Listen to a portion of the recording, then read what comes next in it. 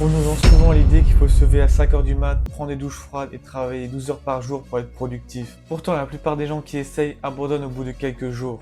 Et si le vrai secret, c'était pas de faire plus, mais de mieux organiser sa journée. Aujourd'hui, je vais vous montrer à quoi ressemble une journée idéale pour être vraiment productif sans finir épuisé. Il ne faut pas aller dans les extrêmes si tu débutes. Chacun son rythme, mais tu dois de respecter le tien. Tu vas apprendre à gérer ton énergie, pas seulement ton temps. Cette méthode est applicable dès demain, tu n'as pas besoin de révolutionner ta vie. Tu seras plus concentré et tu arriveras plus soigneusement après cette vidéo. Le problème, c'est que beaucoup de personnes confondent être occupé et être productif. Remplir sa journée de tâches ne veut pas dire accomplir quelque chose d'important. Au contraire, courir dans tous les sens finit par nous épuiser et ne pas nous rapprocher de nos objectifs. Une bonne organisation ne sert pas à faire plus, mais à faire mieux en un minimum de temps. Le but n'est pas de transformer ta vie du jour au lendemain, mais d'ajouter quelques habitudes qui auront un gros impact sur le long terme. Tu n'as pas besoin d'avoir une discipline de fer ou une motivation infinie. Il suffit de construire une journée qui travaille avec ton cerveau et non contre lui. Dans cette vidéo, on va voir ensemble comment structurer ces journées pour rester productif. Éviter les distractions et terminer chaque soir avec l'impression d'avoir accompli quelque chose. Et tu verras qu'avec quelques ajustements, il est possible d'être plus productif tout en prenant soin de soi. La plupart des gens pensent qu'être productif, c'est de remplir chaque minute de la journée. En réalité, être productif, c'est faire les bonnes choses en beau moment. Notre niveau d'énergie varie au cours de la journée. Le cerveau est plus performant pour les tâches complexes après un bon repos. Les distractions constantes, les notifications, les réseaux sociaux, les multitâches coûtent énormément de concentration. Le matin, par exemple, c'est le moment où le cerveau est plus clair. C'est là que tu devrais placer tes tâches les plus importantes. Celles qui demandent de la réflexion, de la créativité ou de la prise de décision. C'est une erreur de commencer sa journée avec des tâches faciles ou secondaires, parce que tu gaspilles ton niveau de concentration sur des tâches inutiles. Au fil des heures, ton énergie diminue naturellement.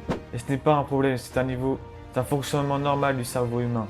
L'après-midi est donc plus adapté aux tâches répétitives, comme répondre aux messages, organiser son planning, traiter des petites tâches administratives. Essayer de forcer une performance maximale toute la journée est une perte de temps. Cela n'est pas durable et mène souvent à une fatigue mentale. C'est pour ça que beaucoup de gens se sentent épuisés même sans avoir réalisé des tâches importantes. Parce qu'ils ne travaillent pas avec leur énergie mais contre elle. Quand tu commences à respecter ce flux naturel, tout devient plus facile. Tu fais moins d'efforts pour plus de résultats. Et surtout, tu termines ta journée avec un vrai sentiment d'avancement plutôt que de fatigue inutile. C'est cette logique simple qui transforme complètement ta manière de travailler sur le long terme. Si nous voulons construire notre journée idéale, il faut donc aligner nos activités avec notre niveau d'énergie. À présent, nous allons voir comment préparer le cerveau à performer. Tout d'abord, éviter le téléphone dès le réveil. Ne pas commencer la journée en consommant le contenu des autres. Les notifications mettent le cerveau en mode réaction plutôt que création. Attendre au moins 20 à 30 minutes avant de lancer les réseaux sociaux. Il faut clarifier ses priorités. Regardez les 3 tâches les plus importantes de la journée qu'on s'est fixées la veille. Se demander, est-ce que si j'accomplirais une tâche, je ne pouvais accomplir qu'une seule tâche, laquelle aura le plus d'impact? Cette simple question permet de distinguer l'urgent de l'important. Beaucoup de personnes commencent la journée en répondant à leurs mails ou à leurs messages. Elles ont l'impression d'être productives alors qu'elles ne font que répondre aux demandes des autres. Ton temps est précieux et tu dois décider de son utilisation avant que quelqu'un d'autre ne le fasse à ta place. Prendre 5 minutes pour planifier sa journée peut nous faire gagner quelques heures de plus. Un objectif clair élimine la distraction et le brouillard mental. Quand tu sais exactement quoi faire, tu passes plus facilement à l'action. Évite également de prévoir une liste interminable de tâches. Une liste de 20 tâches ne fait qu'augmenter ton stress et ta procrastination. Concentre-toi sur quelques actions qui ont un réel impact sur tes résultats. Une fois ces priorités accomplies, le reste c'est du bonus. Tu peux aussi préparer ton espace de travail avant de commencer. Un bureau rangé, limite les distractions et aide ton cerveau à être mieux organisé. Pense à éloigner ton téléphone et le mettre en silencieux pendant tes temps de travail. Chaque interruption casse ton élan et demande plusieurs minutes de retrouver le même niveau de concentration. En protégeant les premières heures de ta journée, tu protèges aussi les heures les plus précieuses de ta progression. Ce n'est pas la quantité d'efforts qui fait la différence, mais la qualité de tes actions.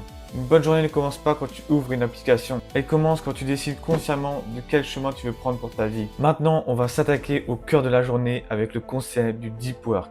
Réserve 60 à 90 minutes pour une tâche importante. Coupe les notifications, enlève les pages inutiles et mets ton téléphone dans une autre pièce. Pourquoi ça fonctionne? Le cerveau met plusieurs minutes avant d'atteindre sa concentration maximale. Chaque interruption oblige à reconstruire cette concentration. Je vais vous donner quelques conseils pratiques. Utilisez un minuteur, définir un objectif précis avant de commencer et faire une pause de 5 à 10 minutes après chaque session. La concentration, c'est comme une voiture qui accélère. Si tu freines toutes les 2 minutes pour regarder ton téléphone, tu n'atteindras jamais la pleine vitesse. Le deep work permet de produire en 1 heure ce que certains accomplissent en une seule journée. Ce n'est pas une question d'intelligence mais de qualité et d'attention. Plus tu entraînes ta concentration, plus ça devient une véritable force. Au début, rester focalisé 1 heure peut sembler difficile et c'est normal. Ton cerveau est habitué aux distractions permanentes. Résiste à l'envie de consulter ton téléphone à la moindre difficulté. Chaque fois que tu restes concentré malgré ton envie, tu renforces ta discipline. Travaille sur une seule tâche à la fois et évite le multitâche. Le multitâche donne l'impression d'être performant mais il réduit considérablement tes performances. Prépare tout le matériel nécessaire afin d'éviter les coupures dans ta progression. Choisis un environnement calme où personne ne va te déranger. Préviens ton entourage que tu es indisponible pendant une longue période. Fixe-toi un objectif mesurable à atteindre avant la fin de la session.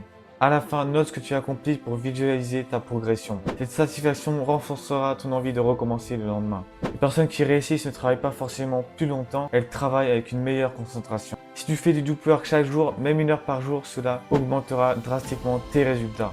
Et c'est cette régularité qui finit par créer un grand écart entre ceux qui rêvent et ceux qui passent à l'action. Beaucoup pensent qu'il faut travailler sans arrêt pour être efficace, c'est souvent l'inverse. Le cerveau a besoin de récupérer, c'est pourquoi les pauses sont très importantes. Une courte pause permet de maintenir un haut niveau de performance. Évite les pauses sur les réseaux sociaux qui fatiguent encore plus l'attention. Voici quelques bonnes idées de pause. Marcher quelques minutes, s'étirer, boire un café ou de l'eau. Le repos fait partie du travail, il n'est pas ton ennemi. Même les athlètes les plus performants alternent effort et récupération. Ton cerveau fonctionne de la même manière. Lorsque tu enchaînes plusieurs heures sans pause, ta concentration diminue progressivement. Tu recommences à relire les mêmes phrases et faire des erreurs évitables. Prendre 5 minutes pour souffler peut sauver 30 minutes de travail. Profite de ce moment pour regarder au loin et reposer tes yeux. Respire profondément afin d'oxygéner ton cerveau. Lève-toi de ta chaise et fais quelques pas.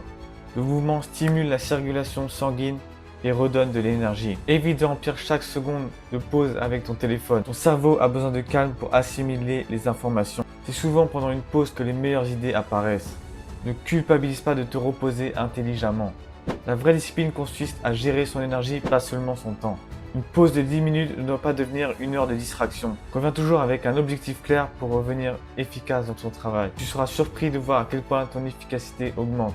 Les personnes les plus performantes ne travaillent pas sans interruption. Elles savent quand accélérer et quand récupérer. C'est cet équilibre qui leur permet de rester constant sur le long terme.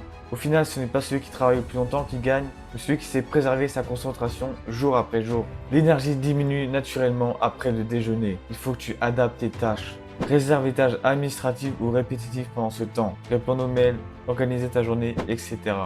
Ne lutte pas contre ton rythme biologique. Organise-toi autour de lui. Beaucoup de personnes pensent qu'elles sont devenues paresseuses l'après-midi. En réalité, leur cerveau fonctionne juste différemment pendant cette période. Inutile de programmer une tâche qui demande une créativité maximale lorsque ton énergie baisse. Utilise plutôt cette période pour avancer sur des tâches simples mais utiles. Classe tes documents et mets de l'ordre dans ton bureau. Réponds aux messages qui attendent depuis quelques heures. Prépare le matériel dont tu auras besoin demain. Cette organisation te fera gagner un temps précieux. Si tu peux, fais une courte marche après le repas. Quelques minutes de mouvement suffit souvent à retrouver de la vigilance. Évite également les repas trop lourds qui accentuent la fatigue. Privilégie une alimentation équilibrée qui apporte de l'énergie sans provoquer de coups de barre. Hydrate-toi tout au long de la journée. Une légère déshydratation peut diminuer ta concentration sans que tu t'en rendes compte. Ne te juge pas parce que tu n'as pas la même énergie qu'à 9 h du matin. Les personnes les plus efficaces connaissent leurs moments forts et leurs moments faibles. Ils construisent leur emploi du temps en conséquence. L'objectif n'est pas de travailler dur à chaque instant, mais de travailler intelligemment. En respectant ton rythme naturel, tu réduis la fatigue et augmentes ta régularité. Sur une semaine, cette stratégie permet d'accomplir bien plus qu'en forçant constamment. Apprends à écouter ton énergie plutôt qu'à la combattre. Quand tu travailles avec ton cerveau au lieu de travailler contre lui, chaque journée devient beaucoup plus efficace. Le plus grand ennemi de la productivité, c'est les distractions. Une simple notification peut casser un état de concentration. Voici quelques solutions simples. Activez le mode avion pendant les sessions les plus importantes. Désactiver les notifications non nécessaires. Et définir des créneaux précis pour écouter ces messages. Ce ne sont pas les grandes décisions qui détruisent ta productivité, ce sont les petites interruptions répétées chaque jour. Chaque vibration de ton téléphone attire ton attention même si tu ne consultes pas. Ton cerveau reste alors en attente d'informations donc il perd en concentration. Les applications sont conçues pour capter ton attention le plus longtemps possible. Tu n'es pas faible, tu fais face à des applications créées pour être addictif. La meilleure solution n'est pas de résister mais d'éliminer la tentation. Pose ton téléphone lorsque tu travailles dans une autre pièce. Ferme les onglets qui n'ont aucun rapport avec les tâches. Range ton bureau pour supprimer les distractions visuelles. Ainsi, tu contrôles ton attention au lieu de la subir. Ne réponds pas à chaque notification comme si tout était important. Dans la majorité des cas, quelques minutes ou quelques heures d'attente ne changent rien. En revanche, interrompre ton travail peut te faire perdre beaucoup de temps. Apprends à protéger ton attention comme si tu protégeais ton argent, car le temps perdu ne peut jamais être récupéré. Chaque distraction évitée est une victoire sur tes mauvaises habitudes. À la fin de la journée, ces petites victoires deviennent de grands résultats. Reprends le contrôle de ton attention et tu reprendras le contrôle de ta vie. Une bonne journée productive se termine avant de commencer la suivante. Voici une routine de clôture. Faire le bilan de ce qui a été accompli, préparer les trois priorités du lendemain, ranger son espace de travail et déconnecter mentalement du travail. Pourquoi? Parce qu'un cerveau qui sait exactement quoi faire demain gaspille moins d'énergie à redémarrer. Prends quelques minutes pour féliciter de ce que tu as déjà accompli aujourd'hui. Même si tout n'a été parfait, chaque progression mérite d'être reconnue. Écris les tâches que tu n'as pas accomplies dans la journée afin de ne pas y penser toute la soirée. Ton cerveau n'aura plus besoin de les garder en mémoire. Prépare les documents ou le matériel dont tu auras besoin demain. Ainsi, tu pourras commencer immédiatement sans perdre de temps. Accorde-toi une véritable coupure après le travail. Va marcher quelques minutes ou passer du temps avec tes proches. Lis un livre ou pratique une activité qui te détend. Le repos est indispensable si tu veux revenir plus productif le lendemain. Nous ne pouvons jamais être occupés et être productifs. L'objectif est de finir sa journée avec un sentiment de contrôle et non de stress. Préparer demain, c'est offrir un avantage pour ton futur toi.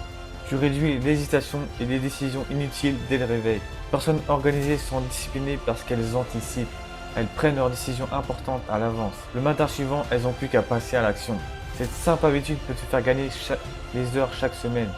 Pour résumer, la productivité n'est pas une question d'heures. Gérer son énergie est plus important que gérer son temps. Quelques habitudes simples peuvent changer une journée entière. La journée parfaite n'existe probablement pas. Il y aura toujours des imprévus, des moments de fatigue ou des pertes de motivation. Mais si tu mets en place une structure simple et que tu répètes de bonnes habitudes chaque jour, tu n'as pas besoin d'être parfait pour obtenir des résultats exceptionnels. Ce sont les petites actions répétées qui construisent les grands changements. N'attends pas lundi prochain ou le début du mois pour commencer. Applique dès aujourd'hui une seule habitude qu'on a parlé dans cette vidéo, puis ajoute-en une deuxième lorsque la première sera devenue naturelle. La discipline se construit étape par étape, jamais en une seule journée. Dans quelques mois, tu regarderas en arrière et tu réaliseras le chemin parcouru. Les personnes qui réussissent ne font pas tout parfaitement, elles restent simplement constantes. Ton avenir est les résultats de ce que tu fais aujourd'hui, pas parce que tu remets à demain. Dis-moi dans les commentaires quel sujet de vidéo tu veux que je traite dans la prochaine vidéo. On se retrouve plus tard pour une prochaine vidéo. Allez, peace!